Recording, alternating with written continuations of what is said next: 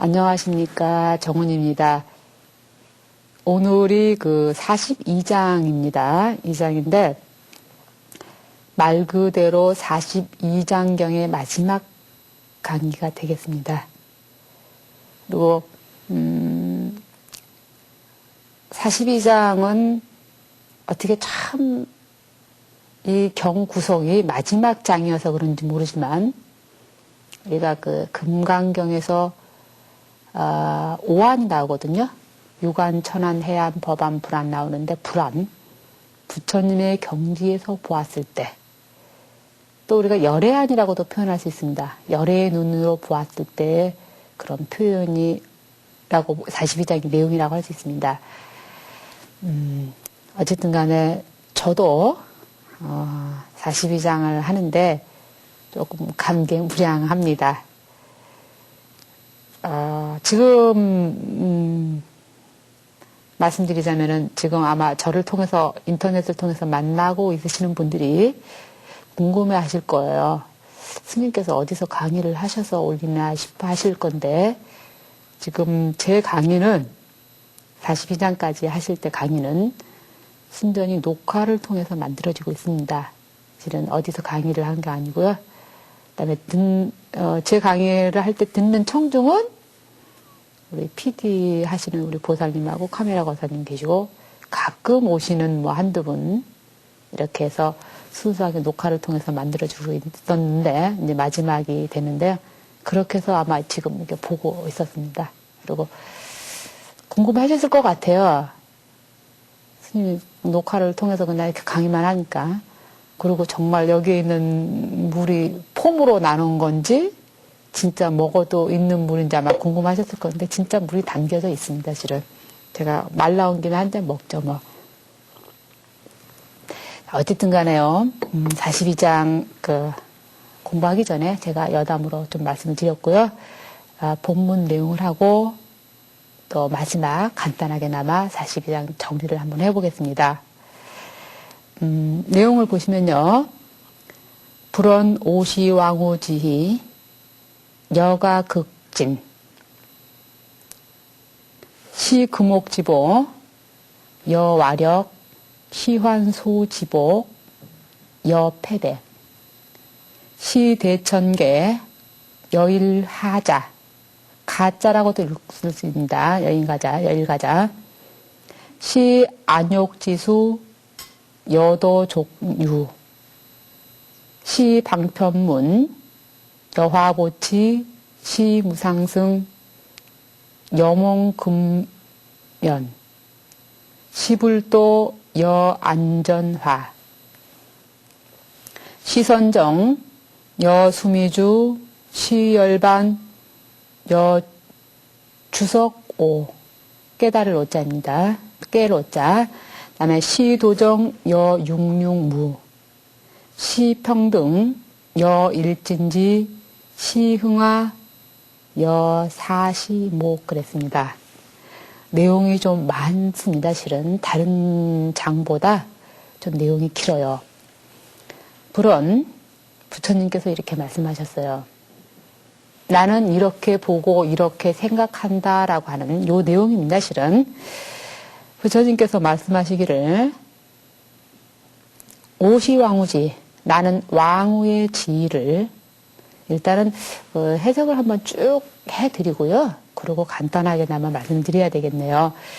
왕후의 지위를 어떻게 생각하냐면 문틈새에 있는 먼지처럼 본다 이 말이에요.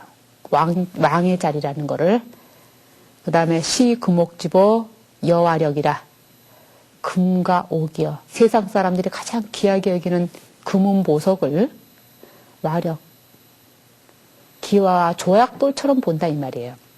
그 다음에 환소지복 여패백이라 아주 비단 같은 옷을 왕들이나 입고 그 요즘 서역인 일반인들로 치면은 그 명품 나가는 뭐 고급화 되는 옷들을 말이죠. 빛이 바래고 아주 해진 누더기 그런 것처럼 본단 말이에요. 그 자체를 그렇게 보신다 이 말이에요. 그 다음에 시대천계 여일 가자라. 대천 세계를 보는데 어떻게 보냐면 하나의 아주 작은 점. 어떻게 보면은 겨자씨로 본다 이 말이에요. 그 다음에 시안욕수 여도족유라 했습니다. 발음이 조금 그러네요. 기름도자에 발족자에 기름유자인데요. 그 안욕지, 수미산에 있는 안욕지라고 하는 못이 있는데 거기에 있는 물을 내 발을 씻는 기름으로 여긴다 이 말이에요. 그러니까 발을 씻다기보다 이렇게 발에 뭐 바르는 어떤 그런. 그 다음에 시방편문 여보아치, 방편문을 보기를 화보치처럼 여긴다. 그 다음에 시무상승 여몽근면이라, 무상승을 보기를 근면처럼 본다. 꿈속에서 본 금이나 비단처럼 여기고요. 시불도, 불도를 보기를 눈앞에 있는 허공꽃처럼 본다라고 했습니다. 그 다음에 시선정 여수미주, 선정을 보기를 참선 수행에서 어떤 그런 몰두해 있는 상태를 우리가 선정 그렇게 얘기하는데, 선정을 수미산에 있는 기둥으로 보고 시열반, 열반을 보기를 낮이나 밤에 깨어있는 것처럼 보고, 시도정 여육룡무라, 도와 정입니다. 여기서 도라고 하는 것은 그르칠 도자, 엎어질 도자, 뭐 이렇게 바르지 않은 걸 얘기하고요. 정이라고 하는 것은 바르다는데, 아마 좀 이따가도 말씀드리겠지만, 옳고 그른 거, 아니면 이것이다 저것이다, 뭐 이런 쪽으로 보시면 될 것 같습니다. 이런 것들을 육룡무, 육용이, 여선용이 춤추는 것처럼 보고, 시평등, 평등일 보기를 일진지와 같이 보며, 시흥화, 흥화하기를, 교화를 베풀고 중생을 제도하는 것을 사시목, 사시사철에 피어있는 사철나무처럼 본다라고 했습니다. 지금 여기서 말하는 것은 저 같은 사람이 보는 중생의 눈으로가 아니고 부처님의 눈으로 볼 때를 얘기합니다. 그렇다면은요, 요 해석을 말씀드렸으니까 간단하게나마 여기에 담겨있는 말씀을 드려볼게요. 근데 제가 가능하면은 42장 내용을 가지고 너무 지나치게 선 쪽이라든가 좀 교리처럼보다는 조금 우리가 생각할 수 있는 어떤 이런 생활적인 면에서 말씀을 한번 드려볼게요. 여기서 아마 첫 구절에서 이런 말씀이 있었어요. 나는 왕위를 보기를 문틈새 있는 먼지처럼밖에 안 본다. 그럼 먼지처럼 본다는 소리는 무슨 뜻이겠어요? 귀한 겁니까? 속이 아니잖아요. 하나의 하찮은 것처럼 보신다 이 말이에요. 실은 부처님께서, 우리 성가모니 부처님께서는, 근데 저는 그렇다고 그래요. 제 본문을 지금 말씀하시기 전에 간단하게 말씀드려요.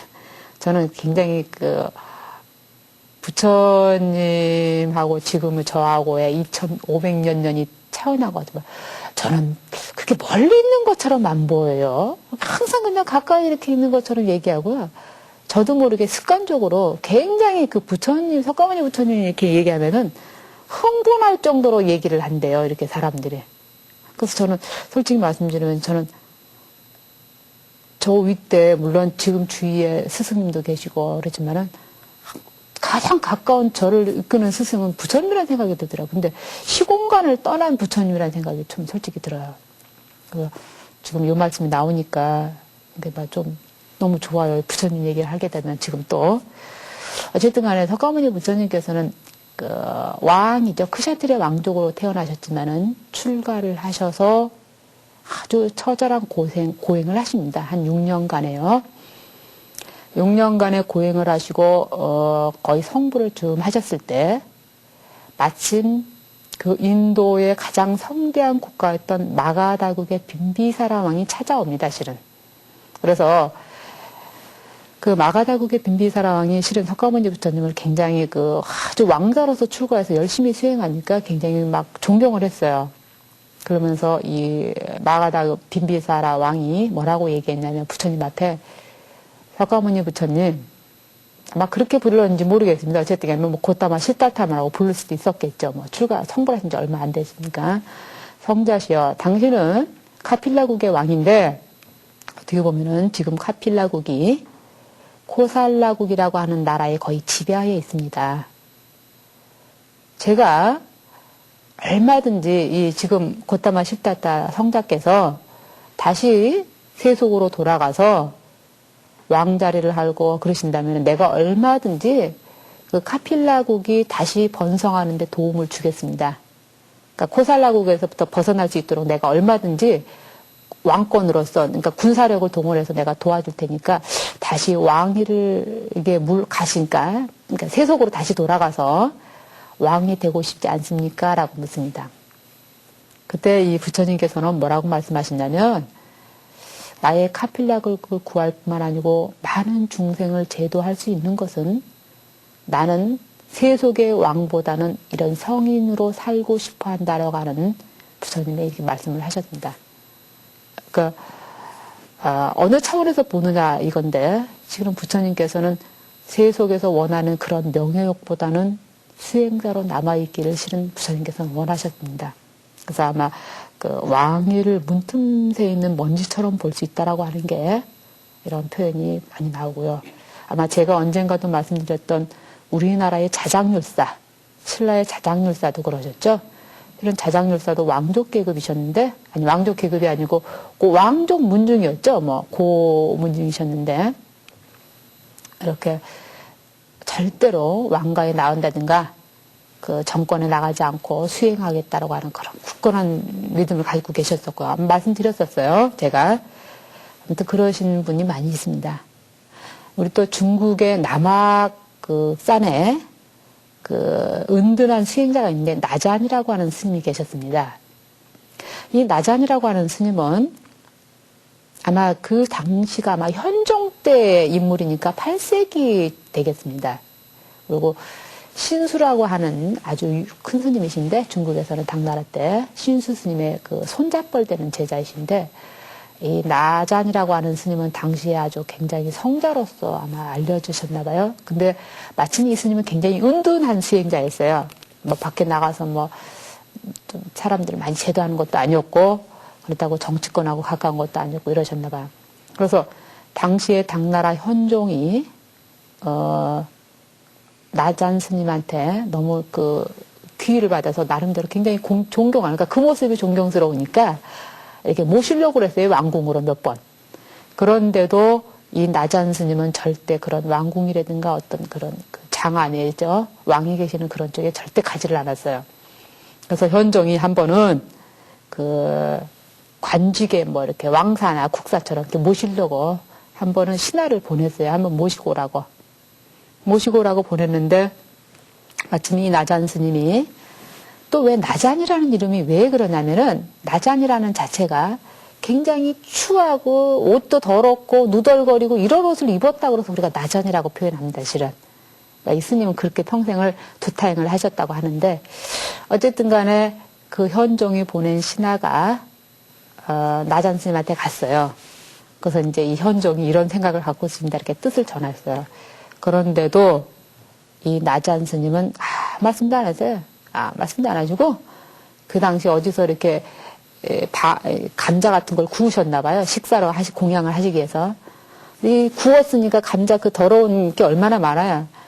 그 더러운 거를 이렇게 하면서 콧물은 또 줄줄 흐르시면서 스님께서 네, 그걸 아주 맛있게 드셔요. 그런데 이 신하가 가시자고 그러니까 절대 안 가시니까 그러면은 그랬어요. 나잔 스님 원하는 거 있으면 다 들어주겠습니다. 무엇을 원하는 게 있으면 말씀하세요 이래요. 그러니까 나잔 스님이 말씀도 안 하시고요. 뭐라고 하셨냐면 좀 비슷한 표현이 있어요. 내가 이렇게 지금 앉아서 감자를 맛있게 먹고 있고 햇빛을 이렇게 잘 받고 있는데 자네가 그 서 있어갖고 햇빛이 안 들어오니까 좀 햇빛이 들 수 있도록 좀 조금 몸만 비켜주면 내가 원하는 건 나는 그것뿐이요 그랬습니다. 그래서 이 나잔 스님의 그런 유라가 굉장히 오랫동안 우리 스님들 사이에서 이렇게 내려오고 있는데요. 어쨌든 간에 뭐 나잔 스님뿐만 아니고 자장율사뿐만 아니고 또 석가모니 부처님을 비롯해서 과연 왕자리를 그렇게 원했다면은 뭐 솔직히 수행하실 수 있겠어요? 그러니까 그만큼 수행하시려고 마음을 먹으셨을 때는 그런 왕의 자리, 명의 자리까지도 하찮은 것으로 보셨기 때문에 그만큼 수행의 경지에 올 수 있었던 그런 원인이 또 아닐까 싶습니다. 그 다음에 또 그런 얘기 나왔어요. 그 다음에 왜 두 번째 구절에 금옥의 보배를 나는 마치 기와돌이나 초약돌처럼 본다. 부처님은 이렇게 보셨다는 얘기가 나와요. 이런 얘기도 많이 나오는데 뭐 지금 얘기하고 비슷하지요. 뭐 부처님께서 왕위를 자리를 누리지 않았다라고 하는 것은 그런 금원보화까지도 하찮은 조약돌처럼 보셨다는 거하고 다름이 없잖아요. 언젠가 제가 또 그런 말씀을 드린 적이 있었어요. 디오게네스라고 하는 그리스 철학자 얘기를 한번 제가 드린 적이 있었는데요. 거기서도 그 디오게네스라고 하는 철학자도 이런 일화가 있습니다. 어느 날 목이 말라서 물을 떠먹으려고 막 이제 근데 마침 디오게네스가 개하고 같이 있었나 봐요. 근데 목이 말라서 막 개하고 같이 뛰어갔는데 개는 막 뛰어가더니 그냥 첨벙첨벙 그 물이 흘러나오는 데서 막 먹어요. 근데 디오게네스라고 하는 철학자는 밥그릇이 있었거든요. 그 밥그릇을 이렇게 떠서 드셨어요. 근데 그 순간에도 무슨 얘기를 생각을 하시냐면 디오게네스 철학자가 저 개는 나보다 자유롭구나. 나는 밥을 얻어먹기 위해서 이 밥그릇이 있어야 되고 혹시 내 밥그릇을 누가 훔쳐가면 어떨까 싶어서 끌어안고 자고 이 밥그릇 없어지면 고민하고 이랬는데 저 개는 그런 걱정을 없이 자유롭구나. 개를 통해서 그걸 느끼신 거야. 그러시면서 이 디오게네스는 이 밥그릇이 내 재산이라고 하는 밥그릇도 하나의 내 수행을 방해하는 하나의 방해덩어리나 하고 그릇까지도 버렸다고 하시는 분이십니다. 아마 상상이 가실런지 모르겠어요. 나는 이해가 안 가요. 솔직히 말해서. 밥그릇이 있어도 먹잖아요. 근데도 그것조차도 집착하니까 버렸다고 하는 얘기예요. 참 대단하시죠. 어쨌든 간에 디오게네스라고 하는 철학자는 불교 수행자는 아니지만은 물론 서양의 철학자이지만은 우리가 본받아야 될 점은 본받아야 된다고 저는 생각해요. 그리고 특히 이제 여기 서양의 철학자도 그렇지만 특히 우리 불교인 경우는 굉장히 무소유 사상을 많이 강조를 실은 하고 있습니다. 무소유 사상을 많이 강조하면서도 참 많은 걸 가지고 있는 건 사실이에요. 물론 스님들도 그렇고 저부터도. 그래서 부처님 당시에는 무소유 사상이 강하다 보니까 수행자들은 육물 6가지 이외에는 절대 물건을 가져서는 안 되는 것이 실은 계율에도 있습니다. 실은. 그리고 스님들은 돈을 지녀서도 안 되는 것도 계율에 있고요. 그만큼 계율에 있다는 소리는 무소유 사상을 강조했다는 뜻인데 스님들의 육물이라는 얘기 제가 드렸어요. 저 말씀을 드리면은 가사가 3벌이어야 돼요. 그러니까 인도는 더운 나라이기 때문에 장삼 같은 거 실은 없었어요. 가사만 있었죠. 지금 제가 입고 있는 것도 이거는 장삼이고 여기 있는 이 색깔은 가사에 속하지만은 지금 이거는 이제 대가사가 아니지만은요. 장삼이 생기게 된 거는 이제 비구니 스님들이 계시다 보니까 가사만 수할 수 없는 상황이다 보니까 이제 장삼이라는 게 나오고요. 인도 같은 경우는 이 가사 없습니다. 장삼 없습니다. 가사만 있고요. 가사가 딱 3벌 있어야 되고요. 그 다음에 밥 먹는 스님들 밥그릇을 다루라고 하는데 다루가 있어야 되고요. 그 다음에 인도 같은 나라는 굉장히 덥기 때문에 물을 먹어야 되는데 또 덥기 때문에 벌레가 많고 습하기 때문에 병균을 옮길 수 있기 때문에 그 물을 걸러주는 록수낭이라고 하는데 주머니인데 그게 있어야 되고요. 그 다음에 또 한 가지는 스님들은 이상하게 좌복을 인도에서는 또 가지고 다녔었나 봐요. 그래서 좌복, 그래서 비구육물이라고 표현을 합니다. 비구육물. 그래서 수행자는 6가지 이외에는 절대 다른 것을 몸을 지니해서는 안 된다는 게 이 불교 계율 중에 있습니다. 그만큼 불교에서는 무소유를 굉장히 강조를 하셨던 건 사실입니다. 그리고 하다못해 내가 오늘 이제 그 사시의 공양을 어디 가서 탁발해서 먹었어요. 예를 들어서요. 그런데 내일은 가기 싫을 것 같아.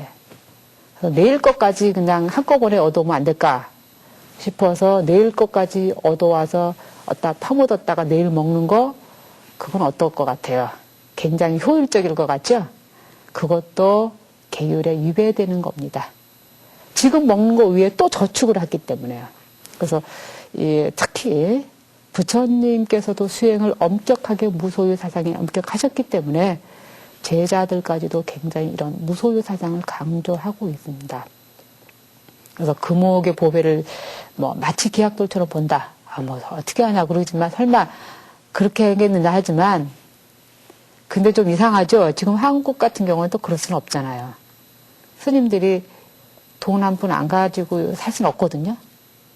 그러니까 시대 상황이 그렇습니다. 이해하셔야 돼요. 그거를 뭐 스님들 옛날에는 안 그랬다는데 해가지 마시고, 스님들이 차를 타도 어디 차 탈 수 있습니까? 스님들도 돈 내고 타야죠. 뭐 배고프면 돈 주고 먹어야죠. 병원 가는데 어디 간다고 스님들이 병원 간다고 병원에서 다 받아줍니까? 안 되거든요.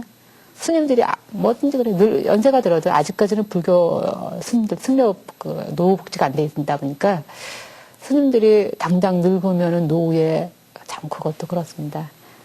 그러다 보니까 스님들도 한국 시대 상황에 맞추다 보니까 조금 자기 재산을 가지고 있는 건 있는데 그걸 가지고 계율에 위배된다 어쩐다 이런 표현은 조금 안 했으면 하는 바람입니다.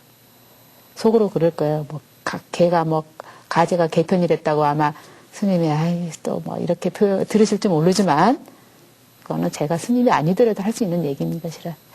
자, 어쨌든 간에 제가 자꾸 쓸데없는 말씀을 많이 드린 것 같은데 금옥의 보배를 죄악돌처럼 스님들은 여겼고 또 우리 돌아가신 청화 스님께서는 하루에 일중씩 한 끼만 드셨는데 기자가 와서 물어봤어요. 아주 세속적인 질문이겠죠. 스님, 한 끼 식사만 하면 배고프고 힘들지 않으세요? 그랬더니 청화 스님 대답이 그게 나는 가장 행복해 보인다 이 말이에요. 행복해 보인다. 나는 배 한 끼 먹고 수행하는 게 그렇게 행복하다 이 말이에요. 근데 세속 사람들이 일반 사람들의 눈에 봤을 때는 행복이라고 느끼지 않잖아요. 고행이라고 보죠. 그러니까 견해 차이인 것 같아요. 그러니 수행 차원에서 봤을 때는 행복이지만 일반인들이 봤을 때는 고행으로 보이더라고요. 지금 우리 42장 내용이 부처님의 안목으로 봤을 때입니다. 그러니까 뭐 꼭 부처님의 눈 안목이지만 결국은 수행자의 눈으로 봤을 때라고 아마 해도 다르지는 않을 거라는 생각이 듭니다. 그 다음에 또 그런 얘기가 있어요. 고운 명주 비단 옷을 빛이 바래고 완전히 해진 것처럼 본다. 그러니까 아무리 좋은 옷도 빛이 바른 것처럼 해진 것처럼 본다 이 말입니다. 근데 요 말이 나오니까 제가 재미삼아 말씀을 한번 드릴게요. 이런 말은 조금 껄끄름한 얘기인데 저한테 어느 분이 질문을 해요. 그게 뭐라고 얘기했냐면 스님 예쁜 옷을 보면 한 번쯤 입어보고 싶지 않으세요? 라고 질문해요. 나 그 말에 쪼크 받았어요, 제가. 왜 그랬냐면, 난 그런 생각 솔직히 해본 적이 없거든요. 정말이에요. 그래서, 저 질문을 할 수도 있겠구나. 전 그때 알았어요. 그럴 수도 있겠구나라고요. 근데 그전에는 누가 말 그대로 예쁜 옷을 정말 그렇더라고요. 그래서 해본 적이 없거든요. 그래서 내가 그런 질문도 강행하겠구나. 그래서, 그 질문에 놀라운 거예요. 나는 그런 게 있는데요. 아마 스님들이 다 그러실 거예요. 저뿐만 아니고, 다른 스님들도 그렇게 보실 거예요. 아무리 좋은 옷도 내 승복이 편하다고 생각할 거예요. 아마 이거는 부처님만 그러셨던 건 아니고. 그러니까 아무리 명주 비단 옷도 그렇게 보셨던 거예요. 근데 제가, 한마디 드리면은, 부자는 3대를 못 간다라는 표현이 있거든요. 저도 잘은 모르지만 그런 표현을 많이 쓰는데, 그런데 3대 이상으로 간 부자가 있답니다. 경주 채부잣집 그 300년의 비밀이라고 하는 책 내용인데 그 내용에 보면 그런 내용이 나와요. 300년 이상을 만석 부자로 살았답니다. 경주에서요.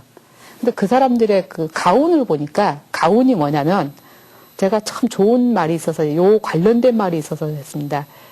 절대 진사 이상의 벼슬을 하지 말래요. 더 이상 다른 벼슬을 올리지도 말고 또 재산은 1년에 만석 이상 불리지 말라. 그 사람들 가훈이 그랬답니다. 그 집 가훈이. 그 다음에 나그네가 오면 후하게 대접하래요. 어떤 사람이든지 간에. 그 다음에 네 번째는 흉년에는 남의 논밭을 절대 사지 말래요.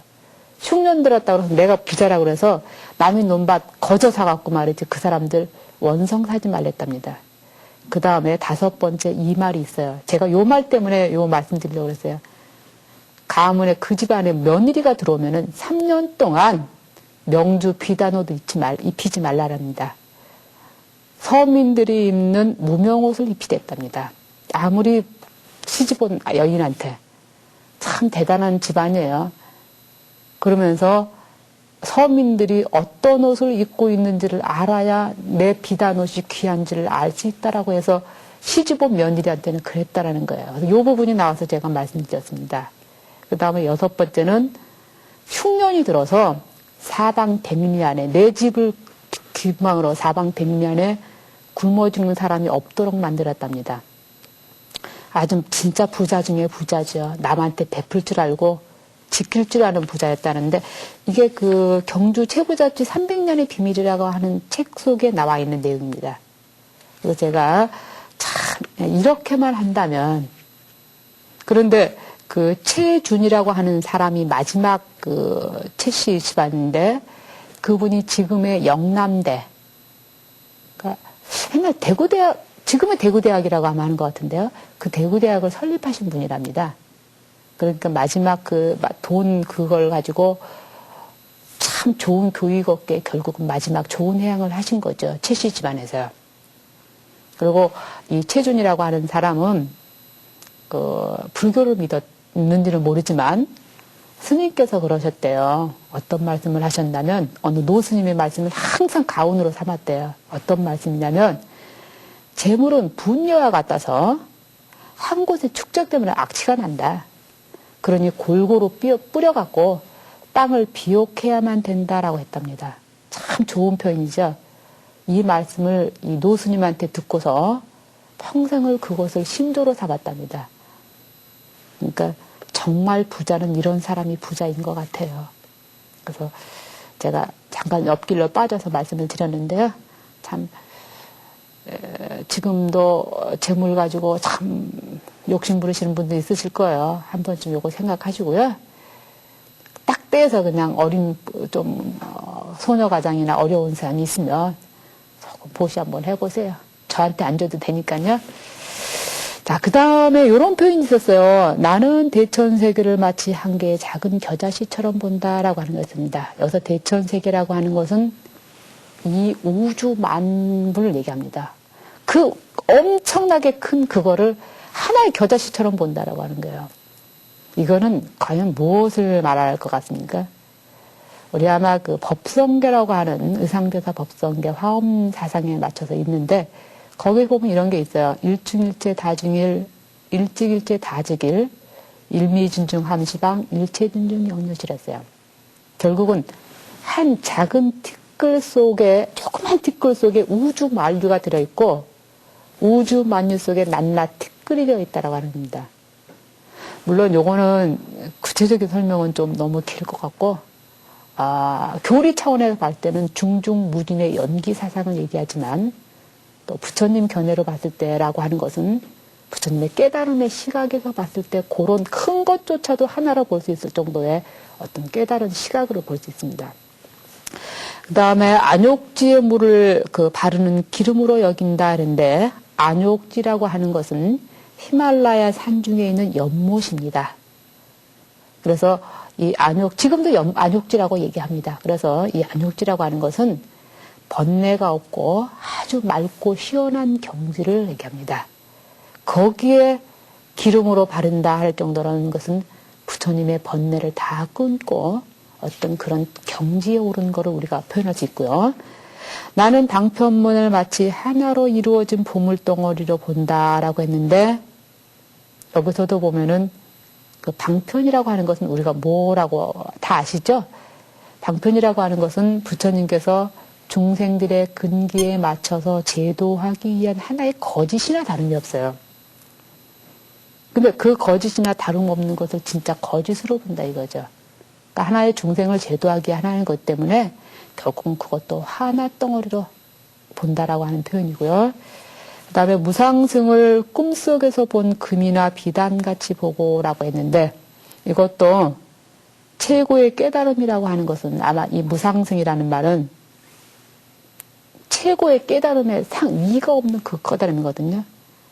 그것도 최다름의 깨달음을 얻었지만은 최고의 경지에 있지만은 그 최고의 내가 경지에 올라 있다라고 하는 그런 열반의 자리까지도 집착하지 않는 것. 저는 이렇게 보았습니다. 그 다음에 불도를 마치 눈앞에 허공꽃과 같이 본다. 이것도 같은 의미로 보면 될 것 같아요. 허공꽃이라고 하는 것은 내가 이렇게 눈을 막 비벼요. 갑자기. 그럼 뭐가 눈앞에 번쩍번쩍 하는 게 보이죠? 여기서 말하는 허공꽃이 그런 건데 불도조차도 허공꽃으로 본다. 거기에 국집하거나 집착하지 않는 어떤 무소유 사상 같은 게요. 그다음에 나는 선정을 수미산의 기둥처럼 보고 열반을 아침 저녁으로 깨어있는 것처럼 여긴다라고 했습니다. 그리고 다른 것보다는 열반의 의미인데 보통 일반적으로 그 열반이다 그러면은 스님들이 수행해서 돌아가신 완전한 딱 그거, 그러니까 죽을 때 뭐, 아니면 딱 그렇게 끝에 의미를 주는데, 실은 불교적으로 열반을 그렇게만 해석하지는 않아요. 실은 열반이라고 하는 것은 내가 깨닫는 거, 마음의 경지 오른 것도 우리가 열반이라고 표현을 하거든요. 그러니까 죽음의 단멸이 아니고, 그러니까 부처님 입장에 볼 때는 아침, 저녁, 항상 깨어있는 시각에서 어떤 그 해탈의 기쁨을 누리고 있는 우리가 어떤 그런 유락의 경지라고 볼 수 있습니다. 그러니까 노는 그런 유락이 아니고요. 해탈의 기쁨에 있는 경지. 그 다음에 옳고 그르다는 아마 제가 도정이라는 말을 아까 원문을 해석할 때 그런 말씀을 드렸어요. 옳고 그르다는 견해를 마치 육룡이 춤추는 것으로 본다 했는데 육룡이라고 하는 것은 중국 천자가 그러니까 왕이죠. 왕이 타는 그 6마리의 말이 있는데, 그러니까 끄는 수레를 얘기해요. 그러니까 육룡, 그러니까 그러니까 용의 비유를 들었는데요. 어쨌든 간에 옳고 그르다는 것을 마치 그런 것처럼 본다는 소리는 하나의 별 화잘 것 없는 거 본다. 이렇게 보시면 돼요. 내가 이것이, 우리 금강경에서 보면 사상이 있어요. 아상, 인상, 중생상, 수자상이 나오는데, 아상이라고 하는 것은 나에 대한 국집, 자만심, 어떤 나에 대한 집착심이라면은 인상이라고 하는 건 너라고 하는 상대방을 두는 견해거든요. 그래서 아상과 인상이 없는 경지. 내가 저 사람을 사랑한다면 하나가 되거든요. 그러니까 그 자비사상이죠. 그리고 시비 견해가 없는 거. 그러니까 이거는 옳고 저거는 그르다라고 하는 지나친 집착심을 갖지 않는 거, 그것도 우리가 여기서 도정이 없는 거라고 표현할 수 있습니다. 우리가 불교적으로 얘기하면 그 경지를 우리가 불의의 경지, 이것이다 저것이다 둘을 두지 않는 하나의 경지를 우리가 그 시비가 없는 경지라고 우리가 보통 표현할 수 있습니다. 그래서 스님들이 그 참선하신 스님들, 특히 큰 스님들이 법문하실 때 그런 말씀 많이 하시잖아요. 방아차 가라. 다 내려놓으라. 그런 말씀 많이 하시잖아요. 뭘 내려놓으라는 겁니까? 그때 말하는 내려놓으라는 게 물론 다른 의미도 다 되고 번뇌도 있고 욕망도 있지만은 여기서 말하는 이것이 옳다 저것이 옳다 시비견해. 내가 옳다 너는 못됐다 나는 좋은데 나는 잘나는데 너는 이상하다 뭐 이렇게 보는 그런 집착심 견해심을 놓으라는 게 방아차게 나는 그 의미가 더 아닐까라고 제 개인입니다. 아마 큰 스님들 말씀일지 보통 우리가 방아차기 의미를 그렇게 보시면 될 것 같습니다. 그 다음에 나는 평등을 일진지와 같이 보며 그랬는데 여기서 일진지라고 하는 것은 진여의 깨달음의 경지에 이른 경지입니다. 그렇게 보고요. 교화를 행함에 마치 사계절의 나무처럼 여긴다 그랬는데 참 요 부분은 해석이 실은 좀 모호했어요. 제가 볼 때도 어떻게 해석을 해야 되나 싶었는데 일단은 부처님이 교화를 행하고 부처님께서 이렇게 직접 중생을 제도하고 하는 데 있어서 사계절이 항상 푸르른 나무처럼 그렇게 보아야 되려는 생각이 듭니다. 이 부분이 조금 해석이 모호했습니다, 실은. 그래서 좀 교화를 행하는 것도 부처님도 중생 제도하는데 그렇게 하지만은 또 한편으로는 불교의 가르침이 언제까지나 항상 푸르른 것처럼 보는 것도 어떨까 이런 생각이 듭니다. 그래서 42장이 특히 이제 이 42장 마지막 장이 의외로 굉장히 내용이 좀 길었습니다, 실은. 그리고 제가 또 의외로 좀 쓸데없는 말씀을 좀 많이 드린 것 같은데 쓸데없는 말 자체가 또 진리가 아닌가 싶습니다. 그래서 강의를 이제 42장을 여기로 마치는데요. 42장 내용 자체가 아마 다 보셨겠지만 특히 이런 무상에 관한 거 초기 불교의 의미를 담고 있다 보니까 고래든가 무아사상 그다음에 수행할 때 어떤 관의 의미 참선 수행이라는 의미를 담고 있습니다. 관의 의미요. 그다음에 특히 스님들 수행자들의 어떤 그런 도덕적인 거 어떤 그런 윤리적인 측면이 좀 강조가 많이 되어 있었다라고 하는 점들이요. 뭐 이렇게 말씀을 드릴 수 있습니다. 그리고 직접 뵙고서 강의를 하고 서로 만나서 대화를 하고 부처님의 가르침을 통해서 서로 이런 건 아니지만 만난 건 아니지만은 인터넷을 통해서 물론 만났지만은 정말 저를 통해서 이렇게 만나보신 모든 분들이 어느 한 또 부처님 회상에서 어떻게 보면 이것도 부처님 회상이에요. 저는 부처님 말씀을 전달하는 입장이니까 어느 회상에서 정말 건강한 모습으로 정말 또 발전된 모습으로 항상 만났으면 싶고요. 아무튼 늘 건강하셨으면 하는 바람입니다. 어쨌든 간에 또 다음 기회에 또 언제고 또 뵐이라고 생각이 듭니다. 뵙죠, 뭐 언제고요. 어쨌든 간에 강의 마치고요. 늘 부처님의 상에서 아까 말씀드린 것처럼 다시 만났으면 합니다. 성불하십시오.